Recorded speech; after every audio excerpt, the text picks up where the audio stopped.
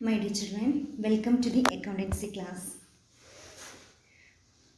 Accounting can be defined as an art of recording, classifying, summarizing business transactions or events which are in part at least of financial character and interpreting the results thereof. This is the definition of the accounting given by AICPA. AICPA means American Institute of Certified Public Accountants. There is one more definition.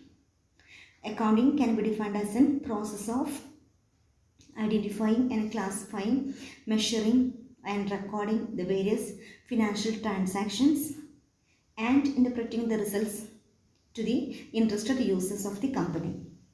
The important users of the company can be divided into two: internal users and external users. The various types of internal users are chairman, president, vice president, vice chairman, section heads, etc.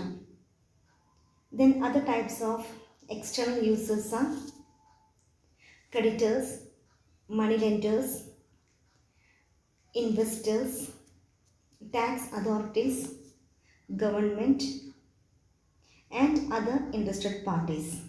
These are the various examples of the users. Then regarding the branches of accounting, there are three branches of accounting. They are financial accounting, cost accounting, and management accounting. And cost accounting includes the fixation of the price of the commodity and implementing various cost control techniques. Then cost and management accounting is the combination of cost accounting and management accounting. Then this management accounting is very helpful for taking various decisions regarding the various activities of the company. Then third one is financial accounting. Then in financial accounting we prepare various financial statements.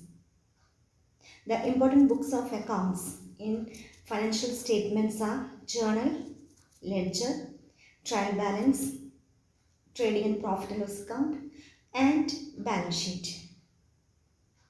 Journal is the original book of accounting in which we record the transactions in chronological order. Ledger is another book of accounting in which contains so many accounts.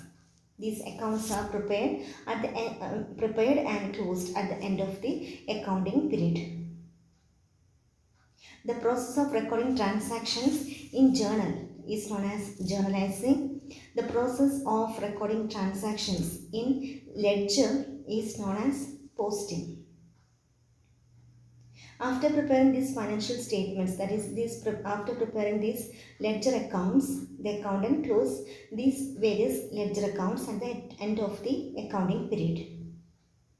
The next step of the accountant is to prepare trial balance. Trial balance is a statement which contains the closing balances of various ledger accounts. As we know, the objective of preparing trial balance is to know the arithmetical accuracy of business transactions. Then after preparing this financial statement, that is, after preparing trial balance, the next duty of the accountant is to prepare trading and profit and loss account. Trading and profit and loss account is an account which is prepared to know the profitability of the concern. That means to know whether the company have earned profit or loss. It is an account in which we record all the expenses or losses and incomes or revenues of the business concern, in which we record various direct and indirect expenses. The main objective of preparing trading and profit and loss account is to know the profitability of the concern. The net balance of the trading and profit and loss account is net profit. At the end of the accounting period, accountant transfer this net profit to capital account. After preparing this trading and profit and loss account, the next duty of the accountant is to prepare Balance sheet. As we know, balance sheet is a statement. This is the main difference between trading and profit loss account and balance sheet. Trading and profit loss account is an account, but balance sheet is a statement. It is a statement which shows the various assets and liabilities of the company. The various assets and liabilities of the company are the economic resources and debts of the company. The assets of the company can be divided into two: non-current assets and current assets. Non-current assets again divided into two: tangible assets and intangible assets. These assets are purchased for long-term purposes. The various examples of tangible assets are plant, machinery, building, furniture, fixtures, leasehold land, etc. The various intangible assets are goodwill, patent, copyrights, trademarks, etc.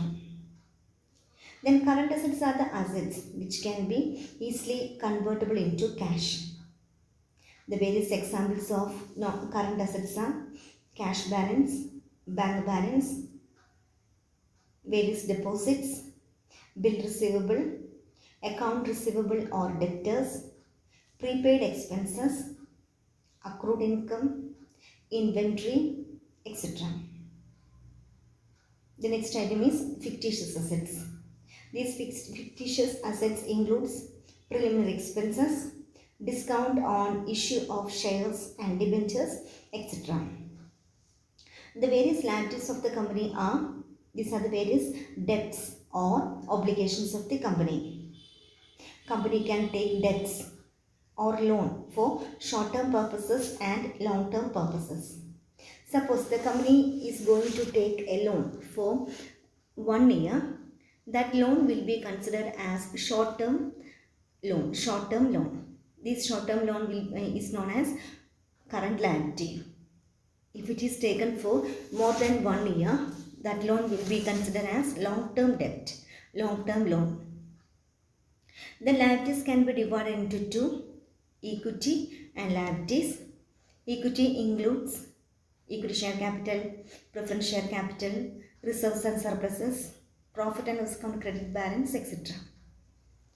The various other debts are long-term debts and non-current liabilities. Non-current liabilities are also known as long-term debt. It includes debentures, long-term loans, etc.